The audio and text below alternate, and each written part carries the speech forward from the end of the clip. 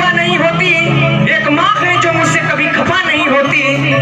किसी के हिस्से में मक्का आई तो किसी के हिस्से में दुका आई। मैं सबसे छोटा बालक था कृष्णा भाई, इसीलिए मेरे हिस्से में सिर्फ और सिर्फ मेरी माँ है।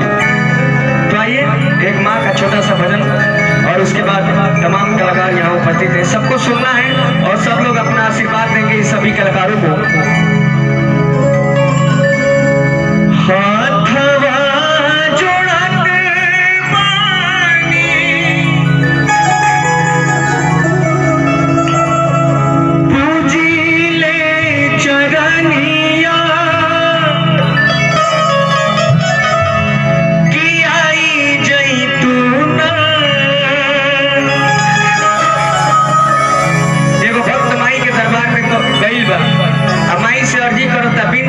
रिक्वेस्ट करता, आराधना करता, गुहार करता, कहता कि हे माई तू अइबू।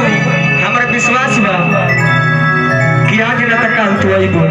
उहे भक्त माई से कहता कैसे, हाथवा जुड़त बानी तुझले चरनिया कि आई जइतूना।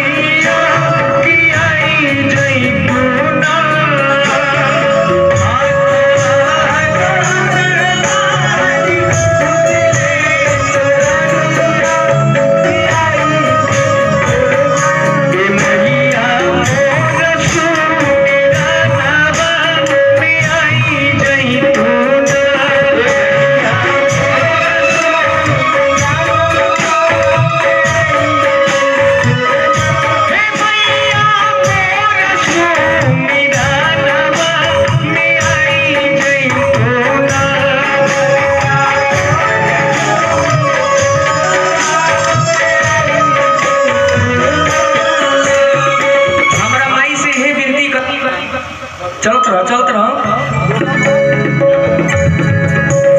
हे माई हमरा जो दिल में लालसा बाटे वो एक ना एक दिन पुरैबू। तनी मुनी है ढोलकवा पर तनी दर्शन देबू, तनी मुनी है तबलवा पर दर्शन देबू, तनी मुनी है पैडवा, तनी अरगनवा आ तनी है छोटू चिलमनो पर तनी दर्शन देबू। हे माई कि ऊंचे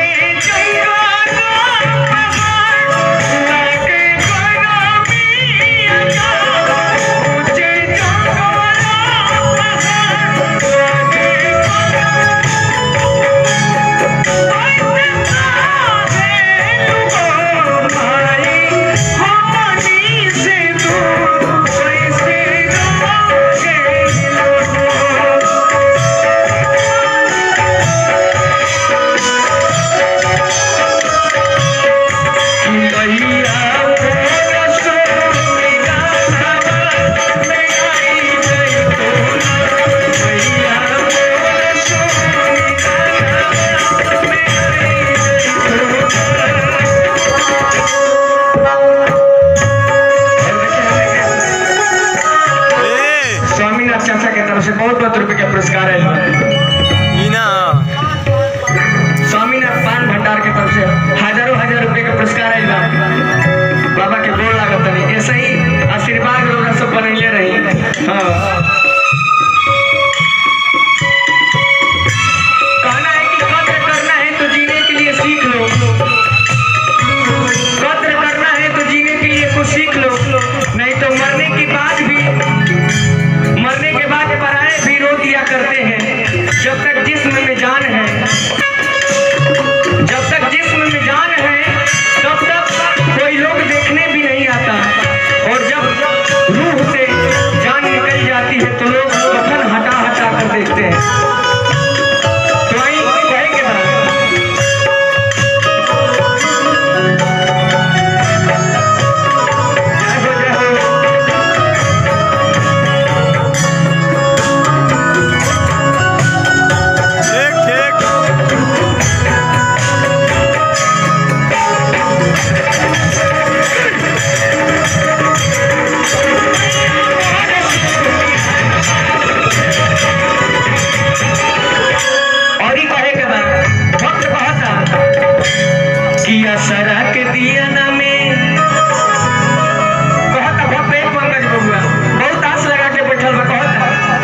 असरा के दिया न में अरे नहिया के बातें।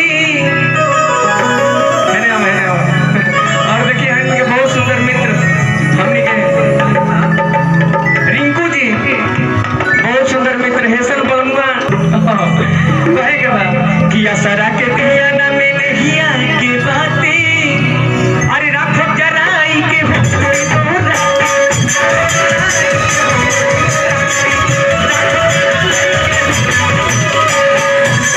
असरा के दिया न में नहिया के बातें राखो जराई के